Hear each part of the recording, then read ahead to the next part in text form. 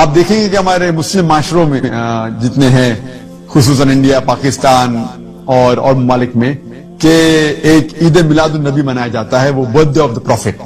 اور اگر آپ دیکھیں گے یہ 12 ربیع اول ہے، اور جہاں تک کہ ہمیں حدیث کی روشنی میں ہمیں یہ ثابت نہیں ہوتا ہے کہ محمد صلی اللہ علیہ وسلم نے کبھی اپنا سالگرہ بنائے، یا صحابہ نے یا تائین یا تبع تائین نے کبھی ان کا سالگرہ بنائے.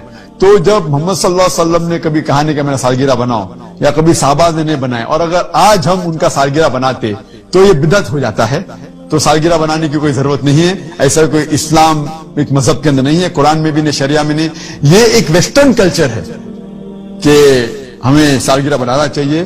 اور یہ اللہ سبحانہ و تعالی کی طرف سے کہ اگر آپ غور کریں گے 12 ربیع اول محمد صلی اللہ علیہ وسلم کا برتھ ڈے بھی ہے، اور ساتھ ساتھ ان کا انتقال بھی 12 ربیع اول میں ہوا.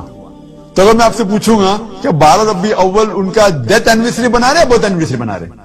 تو اللہ سبحانہ و تعالیٰ جیسا کہتے ہیں مکر مکر اللہ واللہ خیر الماکرین، سورہ عمران میں سورہ نمبر 3 آیت نمبر 54 میں، کہ انہوں نے پلان کیا اور پلاٹ کیا، اللہ سبحانہ و تعالیٰ نے بھی پلان کیے، اور اللہ از دا بیسٹ آف پلانر.